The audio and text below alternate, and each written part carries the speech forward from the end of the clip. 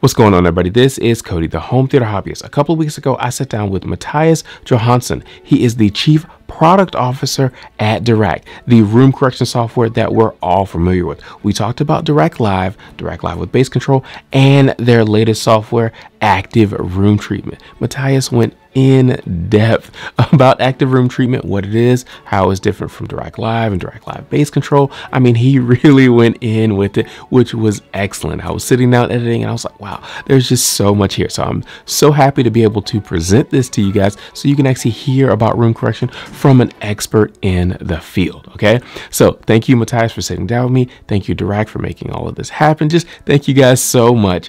Let's go ahead and let's just watch the interview.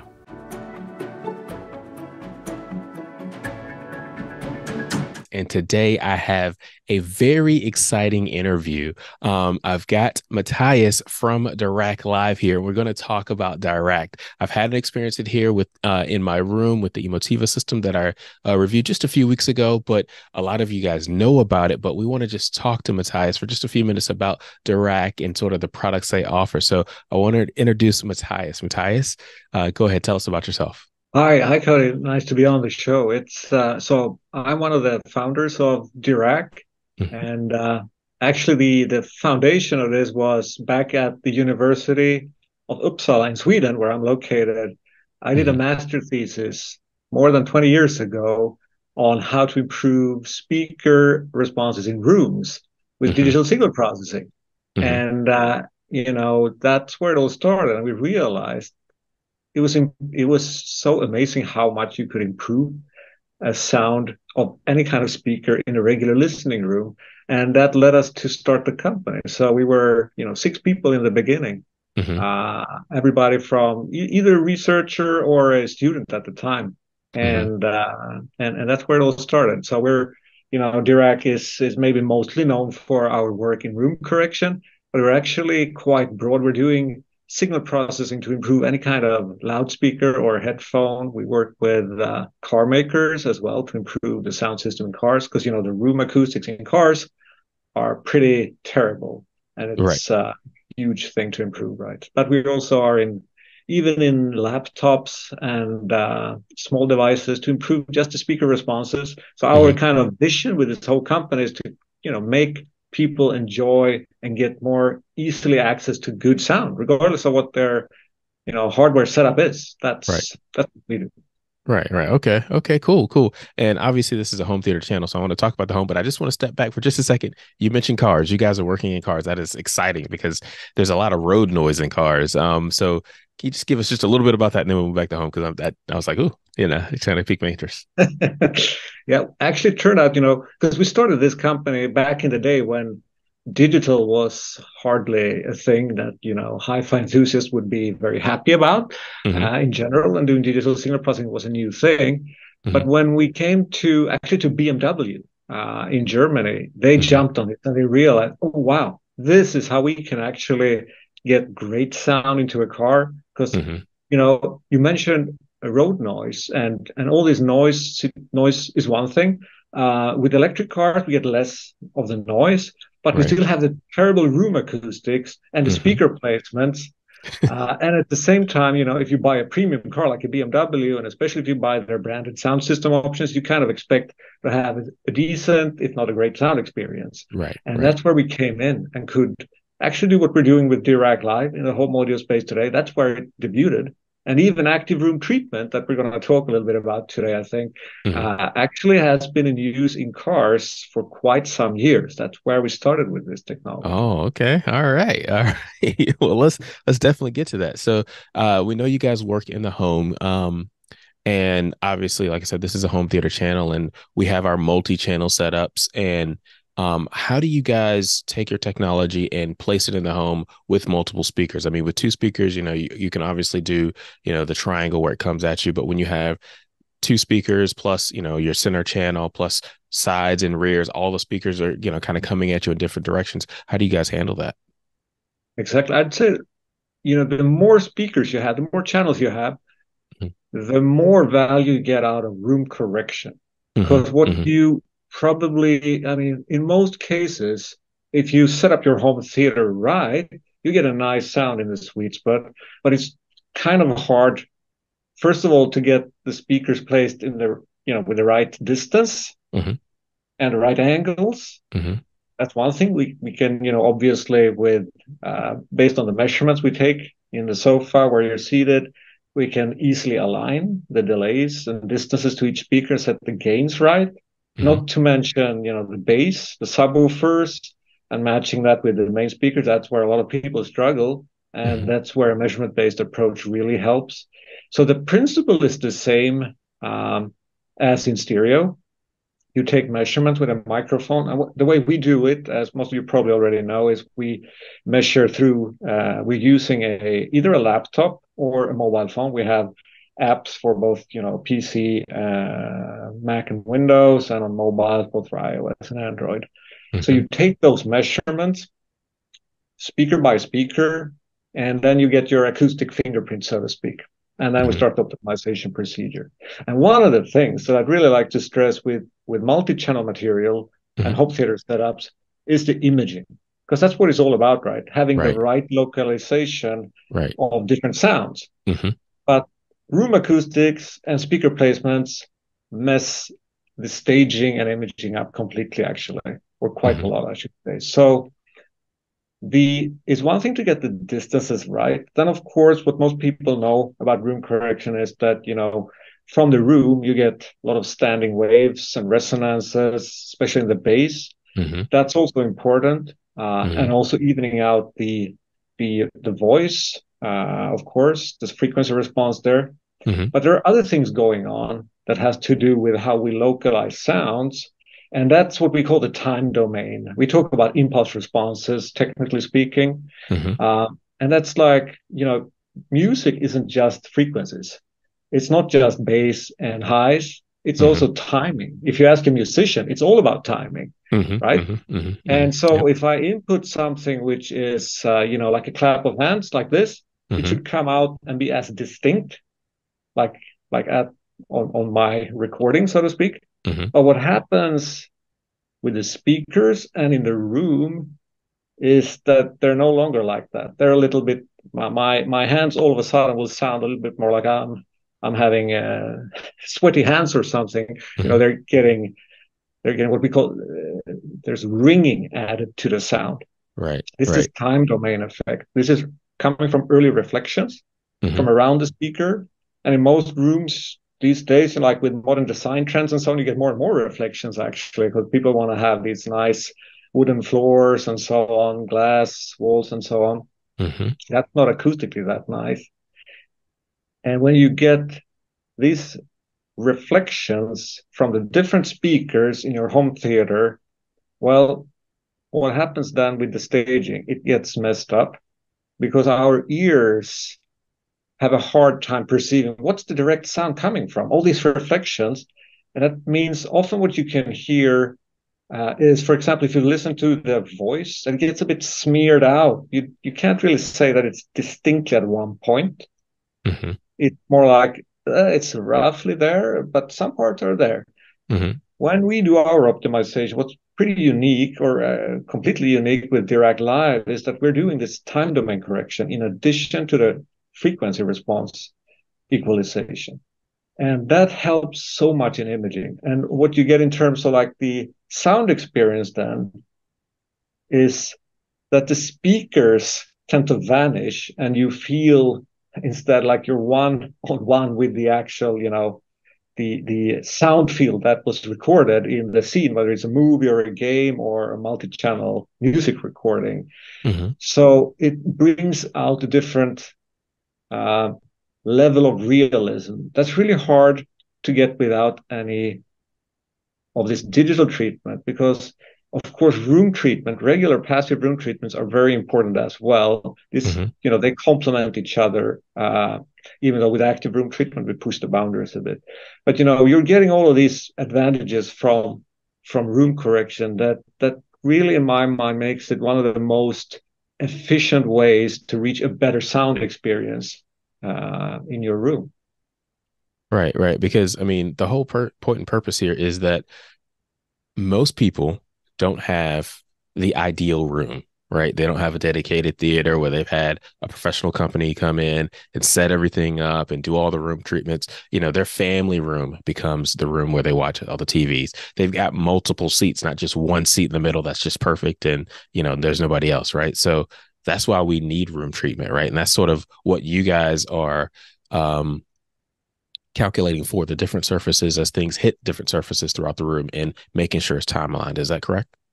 Exactly, exactly. Okay. I mean, also it's like even if you have the perfect room, you maybe can't put the speakers in the right positions, and you might not have perfect speakers. Hmm. Um, and that's the thing, right? It's all about making it, the sound as it was intended come to your ears as it was Hmm. intended.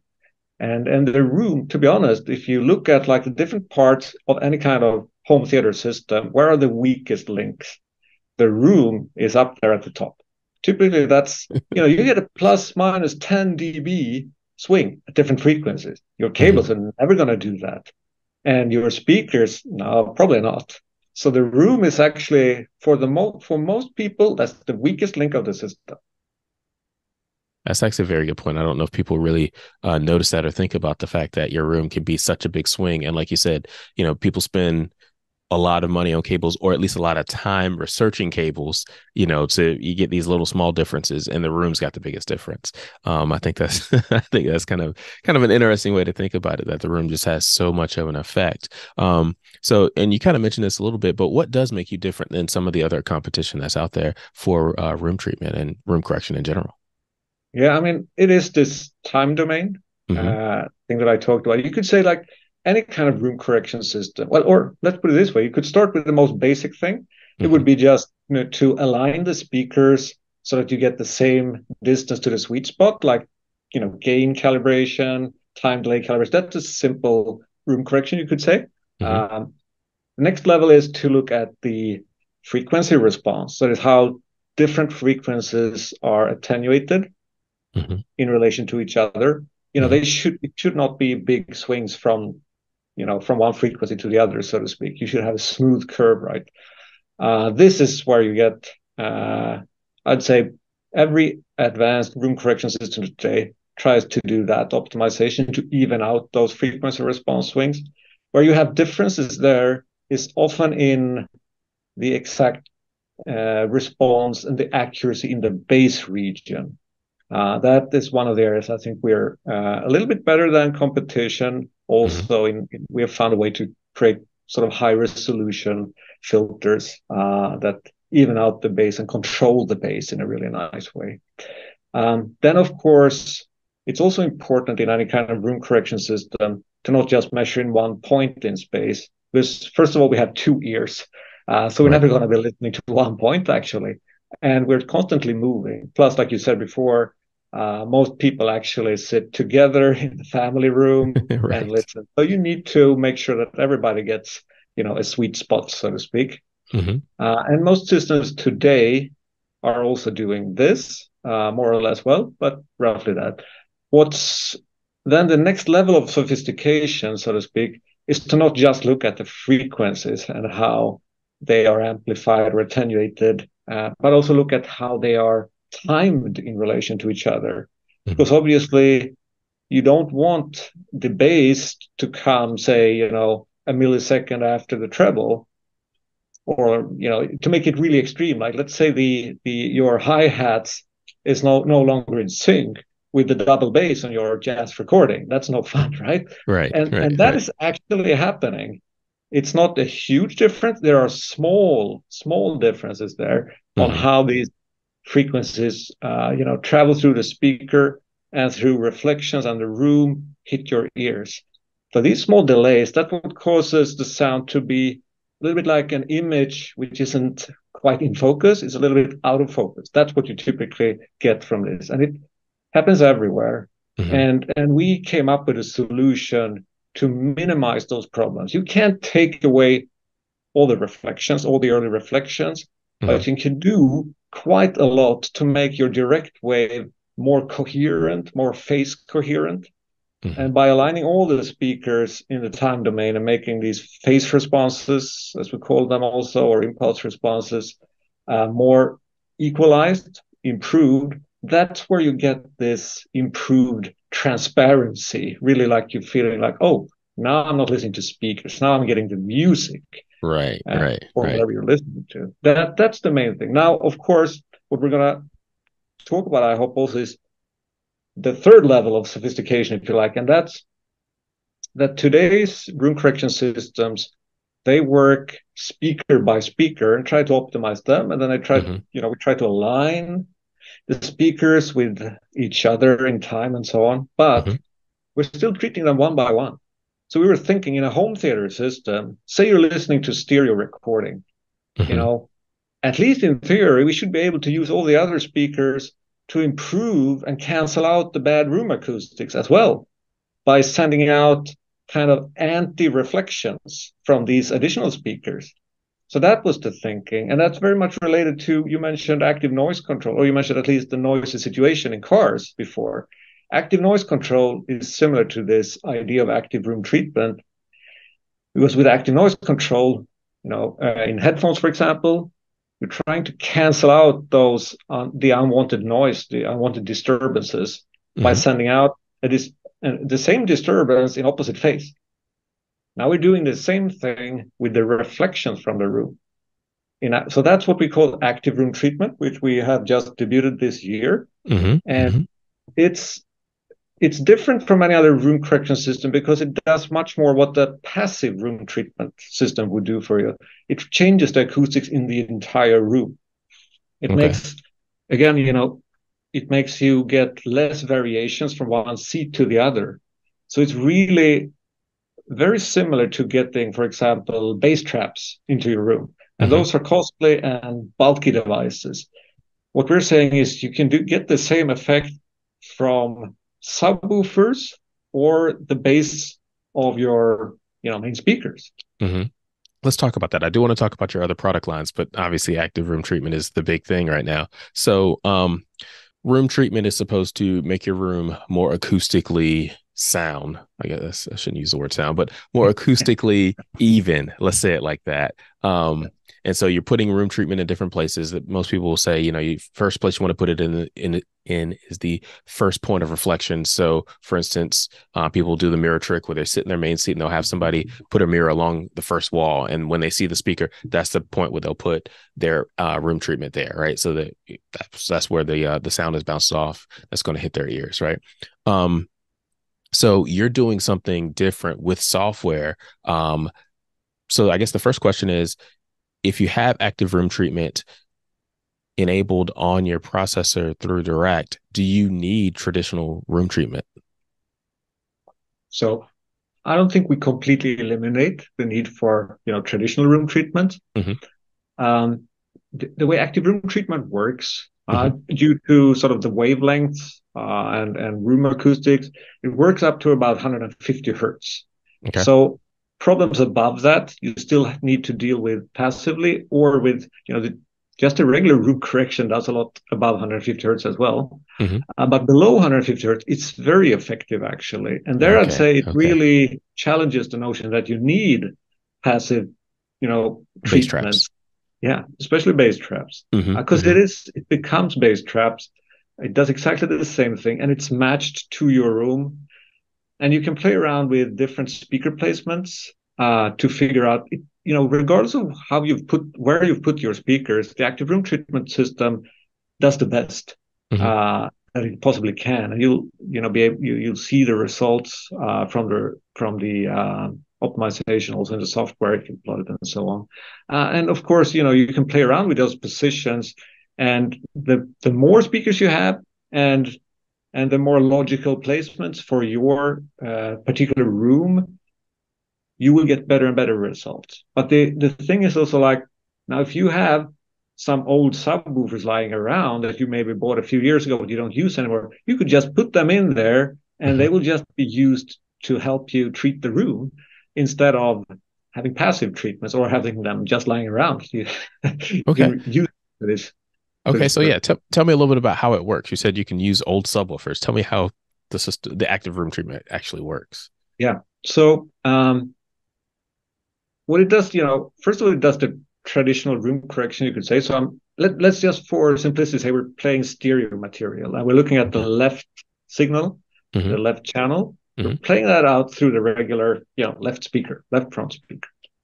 But up to a certain frequency, we're gonna distribute that content to all the other speakers in the room, or a subset, depending, that's up to the user.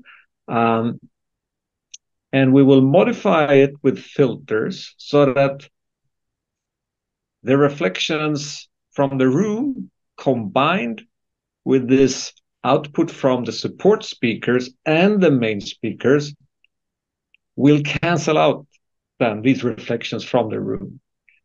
So it's very much like you could, in a simplified way, if you have, you mentioned the mirror trick, right? Now, if you have a strong reflection from one wall, very distinct one, then you could actually put a speaker at that location, and this active room treatment system will figure out at exactly what timing and with what frequency response, it will should send out the corresponding anti-reflection. Okay. So it does exactly those things for you, but it does it automatically, and regardless of where you put the speakers. It's throwing out these anti-reflections to make sure that they all cancel out the real reflections at your listening position. And what's kind of cool, in order to understand the effects, we showed at CS also, we turned off the main speakers so that you just hear the support speakers, because then you're hearing really what the room is adding to the sound. And it's a massive amount of energy. Just to hear that gives you an idea of how much the room adds. It's extremely significant. And going back to this point earlier, that like the room for 95% of all home theaters is going to be by far the weakest link. Wow. Okay. Okay. So basically you can add in speakers, and it's actually the speakers that are, or the filters that you're adding to the sound in the speakers that's doing the room that's doing the, I guess, more active room treatment than passive room treatment. Exactly. Right. Okay. Okay. So like you said, if you have an old pair of speakers and a first point of reflection, you could actually add that in to your setup and therefore get a little bit more room correction or a subwoofer or something like that, because you're mainly doing things under 150 hertz.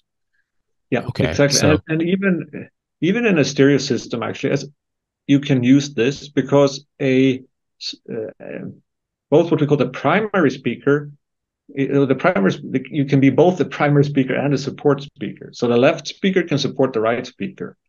So even in a stereo system, the principle works. Of course, with more speakers, and normally what we recommend is like put them out sort of randomly in the room, so that they can work from different angles, because they were going to shoot reflections from these different directions where you put them in, right?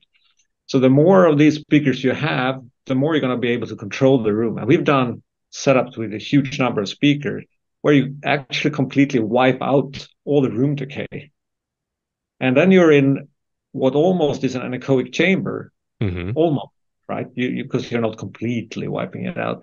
But that's the kind of control you're able to get. So when I look into the future, I say, looking at an advanced home theater system, maybe we're going to see active room treatment evolve into active room acoustics, where you can design your preferred room acoustics and say, I want to be in Abbey Road Studios today, and truly mimic, the whole sound field from that. I think that's definitely possible. It's going to require a number of speakers, but if we're like looking 10 years ahead, I'm sure we're going to see these kind of systems out there. Right now, it's more about making the room acoustics go away, the bad room acoustics, with active room treatment. But this is sort of just the first step, and there's going to be a lot of evolution of this, of course. Okay. Wow. I hadn't even thought about making the room sound like that as well. But that's really cool. Okay, so that's how it's different, and that's, I guess how it's different from your competitors. Can you tell me a few products that actually have active room treatment? And let's talk about your other product lines too, but since we're already talking about active room treatment. So active room treatment was launched earlier this year, and right now it's Storm Audio. That's our launch partner. Okay. They were the exclusive launch partner. So we with all of their processors. You get active room treatment. If you bought it after January 1st, you get it for free. And if you bought it earlier, there's an upgrade fee. Okay. And they're going to be our exclusive partner until October. Right now, I cannot disclose, but there are then others in line. And talking about that, then of course we have a number of partners that we worked with through the years, Storm Audio being one of them, obviously. But Dirac Live, the regular room correction, so to speak. Plus, I should mention, by the way, there's a step in between Dirac Live room correction and active room treatment, and that's base control. Base control is an add-on to the regular room correction. It's an automatic base management system. It's a way to set up your subwoofer, align the subwoofer with the main speakers in an automatic way, and optimize the crossovers. Make sure you don't have any phase problems in the crossover region. So that's a really nice tool as well. So we got this base control and a room correction of Dirac Live in a number of products from Onkyo Pioneer, for example, NAD. We got Arcam, we got audio control. We got a lot of them. Denon and Marantz from this year started shipping units that are what we say Dirac ready. So you can buy the Dirac Live functionality as an upgrade to the units, as they don't ship with Dirac Live from factory, so to speak. So we got a number of different customers, and I didn't mention all of them, but those are a few of the names you'd recognize, obviously, in the AVR space and home hi-fi space as well. Right. So, well, first of all, thanks for letting us know that Storm Audio is a partner, but sometime after October, we'll see some other announcements about other manufacturers that will have active room treatment. And it's also good to see that Denon and Marantz are a part of that, just because they're pretty big in the AVR space, like you said. But I do want to step back for a second and talk about Dirac Live, base management, then active room control, because that seems to be sort of the lineage. So, you've got Dirac Live, which covers certain frequencies. Then you've got base control, which, like you said, does certain things, time alignment, phase control and crossover control for your base setup. And then you've got active room treatment on top of that. Yep. So with Dirac Live, what is Dirac Live doing for us by itself without the base control?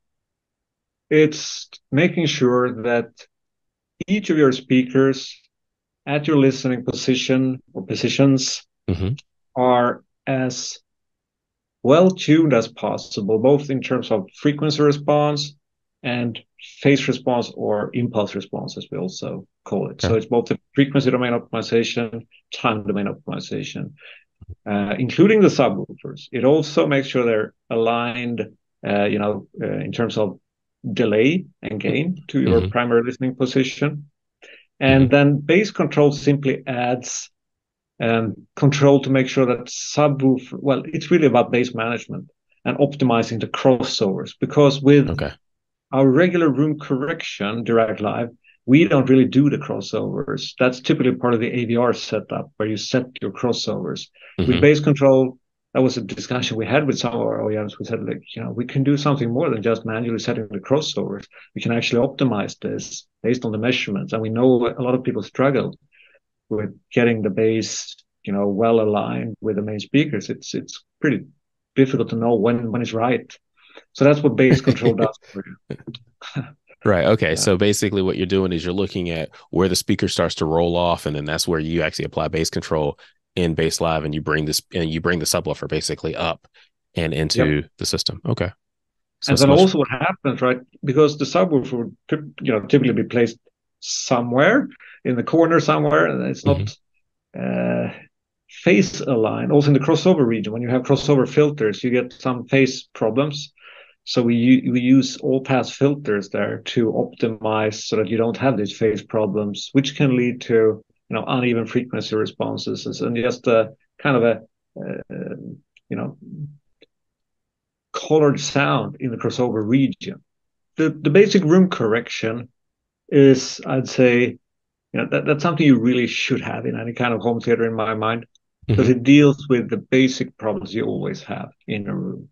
Then the base control feature adds, the ability to optimize your subwoofers and your bass management system. It's something else than room correction, but it's related. And then in active room treatment, what we did was to completely expand the concept and say, well, actually now we can not just complement real room treatments, but we can actually replace bass traps that are extremely expensive and bulky things, and get to even better results through it. So these are kind of the three tiers that we offer, you could say, or three different functions. They are really three different things.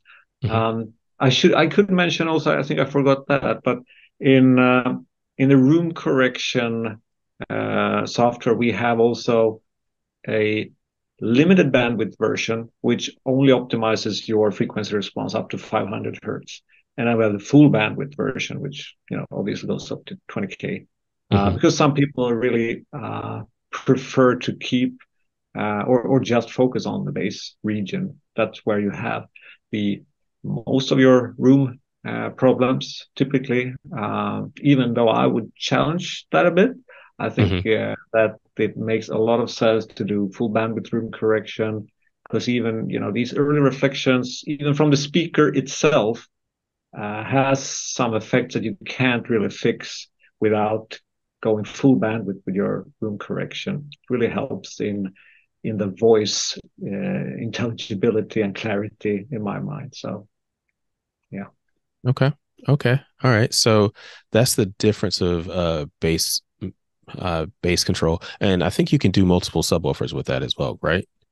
Correct. We actually have a single subwoofer version and then the multi subwoofer version. The multi subwoofer version obviously deals with also, right, how do I manage more than one subwoofer? The problem gets even worse. And with multiple subwoofers, the reason why you bring them in is to even out the frequency response throughout the listening region, and get more power perhaps, but or more SPL, but primarily that, right? And yes, in theory, you do that by placing them correctly. But if you haven't placed them correctly, and even so, it depends on your room, the measurement-based approach with bass control makes sure that these subwoofers are optimized in a way to reduce the variations between your different listening positions. So you get a really smooth bass response throughout the listening region. Okay. Okay. Yeah. So, so having multiple subwoofers, I personally do recommend multiple subwoofers in general, just because it does allow everybody sitting in a seating area, multiple seats, to have better bass response versus having, really big drops seat to seat. So having multiple subwoofers, even if they're smaller, let's say you get 4 8-inch subwoofers versus one big 15-inch or something ridiculous, right? It's much better. And so you guys have your bass control, and that will deal with multiple subwoofers and how everything aligns, and really trying to make sure that as the speaker drops off, the subwoofer's actually coming in at the right time. And so your top tier, or your latest version of Dirac, being live room treatment or active room treatment, that basically has everything below it, the bass control and Dirac Live in there. Is everything in that package, or how does that work? Well, actually, it's an add-on, the active room treatment, that deals with just this bass room decay problem. But technically how it works is it's integrating all these different functions into one set of filters in the device, where we do the processing in the processor. So in the end, it's combining all these three things into one filter. So with active room treatment, with the active room treatment add-on, you're getting actually a slight optimization of all of it, technically speaking, but it's an add-on. So you get the room correction, and then you can use, if you have subwoofers, you need to have the bass control in order to use active room treatment on the subwoofers as well. You just use full range speakers, no need to buy the bass control add-on, but then you have the room correction plus the active room treatment add-on. Okay. Okay. Well, I honestly, I'm very excited about what you guys are doing in active room treatment, and specifically because that is something that a lot of people struggle with, because as people are into home theater and getting more and more into it, and even two-channel listening in general, just getting more into it. As you kind of go down the path, you start looking for ways to make your setup better, buying different cables, buying newer cables, making sure everything matches. But something that everybody struggles with is their room. And a lot of people are struggling with, hey, I'm using my home theater as my two-channel setup as well, or I'm using my family room and it's a really big open space with, weird ceilings. How do I make this sound better and be more appealing? And so having active room treatment, I think, is going to help a lot of people, a lot, because not everybody can put foam on their walls, and stuff like that, because it's just not accepted, for that particular room. Nobody wants, a bunch of, triangular foam panels in their, their main family room or whatever, looking at that just to make it sound better. Right. So having active room treatment, I think, really does help a lot of people in that particular way. So I'm looking forward to trying it out at some point, and I know a lot of other people are as well. And you've kind of mentioned that we can probably get it here in October from other dealers other than Storm, but right now Storm Audio is your launch partner. So I know some dealers have Storm Audio, including Audio Advice. I was at Audio Advice Live just a couple of weeks ago. Storm Audio was there. So yeah, anything else you want to tell us about Dirac and what you guys have going on? Well, I mean, we have so many different things going on, but I think this is the most, and we're really excited about active room treatment. We've been Mhm. looking at it for years. Like I said, we've even been using it in cars, like the Bowers and Wilkins sound systems in Volvo and Polestar sound systems, for example, use this active room treatment already, and it's Mhm. just mind blowing what it does to the bass response. And we're just excited to finally get it out into the home audio space because we know how much of a difference it can truly make. Mhm. So we're just very excited about that right now. And then, of course, we're always working on the next big thing. But for now, we're really just focused on getting this out to as many people as possible here, obviously. Okay. All right. Well, great, great. And some of your other partners include, you said, NAD, you said Dan and Marantz. I think Emotiva is a partner. What are Yep, some of that's your other right. partners as well? Onkyo, Pioneer, Mini DSP, Arcam, Arcan. obviously, Mm-hmm. JBL Synthesis, audio control. We got also for two channel the Dyne Audio active speakers. Right, Um, right. Okay. And I guess Focal is probably one of your Correct. That's also uh true. yeah. Okay. All right. Well, thank you so much. I really appreciate your time. It's been great just kind of learning a little bit more about active room treatment specifically, because like I said, I think that's a big thing for our space and getting more out of the spaces that we have. So I definitely recommend everybody watching this video, go check out Dirac. I'm going to put some links in the description below so you can check them out, along with some of the products that support Dirac as well, because we just got to find out more so we can make our rooms better. So thank you, Matthias. It's been great talking to you. And anything else you want to say to the folks before we sign off here?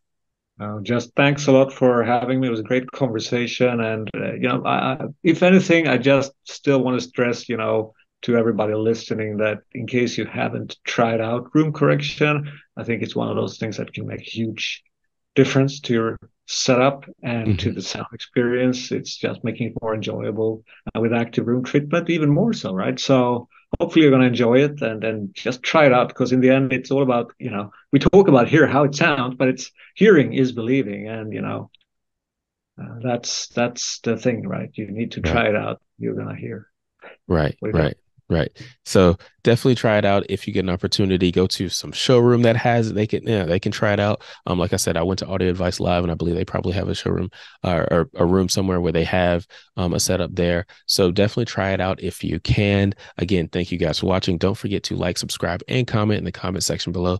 Thank you for watching. I'll talk to you next time.